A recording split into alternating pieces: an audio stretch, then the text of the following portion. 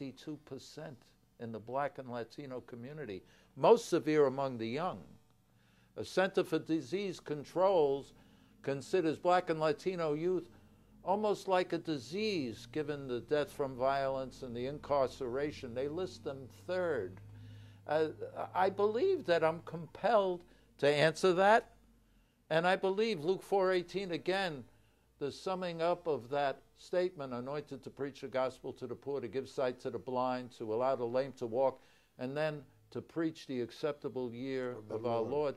I seek to be acceptable, and I know the challenges, but it just seems that Paul's statement, in my weakness he is made stronger.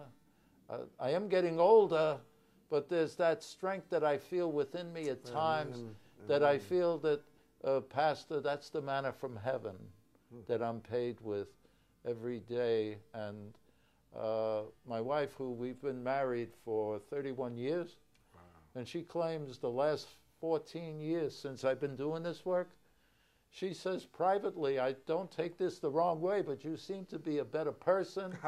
You're more joyful.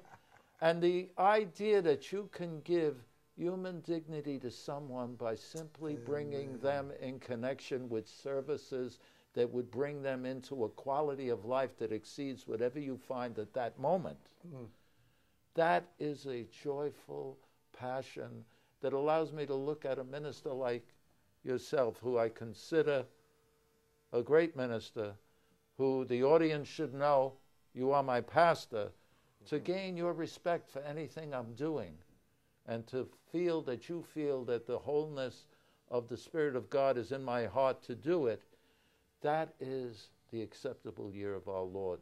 And then we move off of that to know all that we do is to the glory of God. I don't do anything. I've been given awards, and I've been compelled to accept them. In fact, I've said I don't want the award. I don't want it to appear that I'm doing something that gains the award, but somebody told me, take it, because that's also to Christ's church.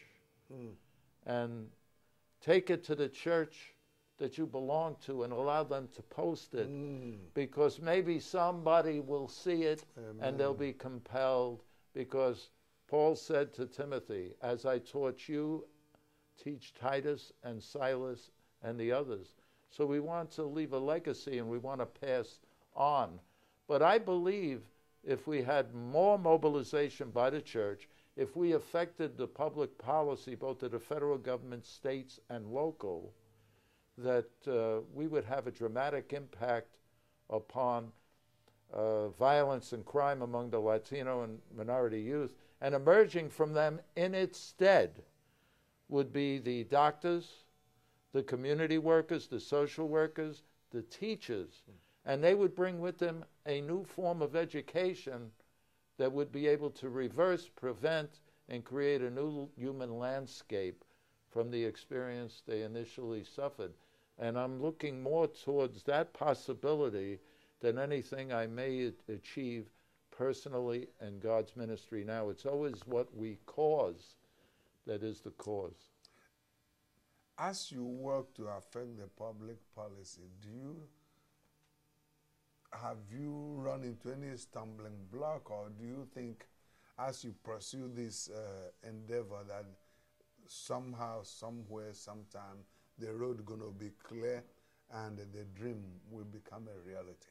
Well, on the positive side, where we've gotten results, in unison with the District Attorney of Kings County, Charles Hines, and his office, there has been an increasing effort for probation in lieu of sentencing, which then causes a lot of the young people to take a new direction in their life. Many go to college, many have received training in the arts, sponsored by the DA's office.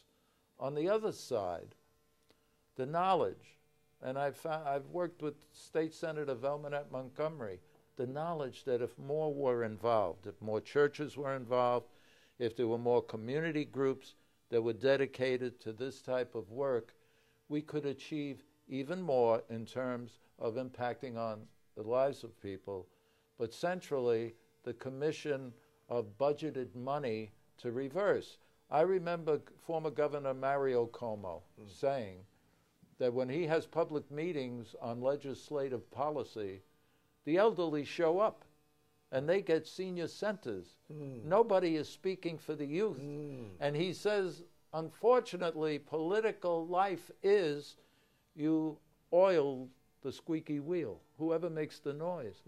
So I've been told by many office holders, if the church was mobilized and the community was mobilized, we could turn it around. And I believe the people we turn around would energize our ministries and energize our church. One humorous story, I brought a choir to the prison, and when they looked and saw all these young men, they said, "So this is where the men are."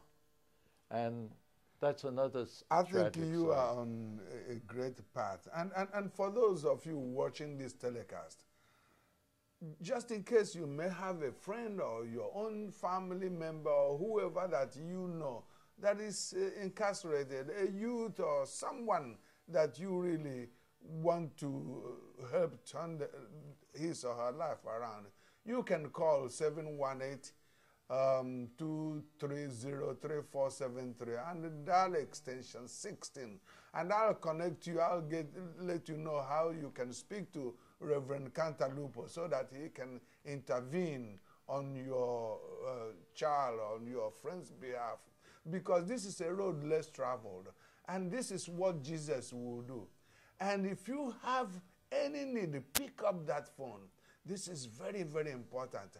Our youth, they are going astray, they're doing all kinds of things, and sometimes they are in prison for just minor offenses, and that should not happen. And we can stop that by encouraging someone who is working on their behalf to talk to your legislator, talk to your senator, and tell them that this is very important, that this should be looked into. Set up a budget. Let them help in some way so that we can help our youth. And I think it will be a great thing. Pick up that phone right now, because I know you have somebody. I know you know somebody. Dial 718-230-3473, extension 16, and I will direct you how you can get in touch with Reverend Cantalupo in this great endeavor. You know, the devil is busy. The devil is seeking who to devour, and he's working overtime on our youth. And we're not going to let him do it, because they were created in God's image, and no weapon fashioned against them shall prosper, and any evil arm lifted against them shall be condemned, because God will not allow it. Let this be a red letter day for you and for your loved one. Pick up that phone and call 718-230-3473.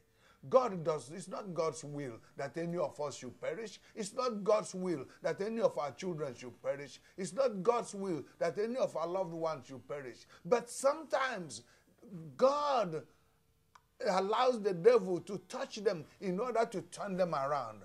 Let this be a breaking point. Call so that we can direct you to speak to Reverend Cantalupo, and he will in turn intervene. He's passionate about it, and he's ready and willing. Maybe we'll continue this conversation next time. But keep tuning in. It's by his grace. God bless you. By his grace, it's coming all the way in the heart of Brooklyn. You don't have to worry. If you can visit this church. It's on 7th Avenue between Sterling Place and St. John's. And you will also see Reverend Cantalupo, because he is passionate about what the youth are going through in this society and about what to do to bring them to a standard where they can be responsible citizens, both for their families and also for United States of America and for the world. So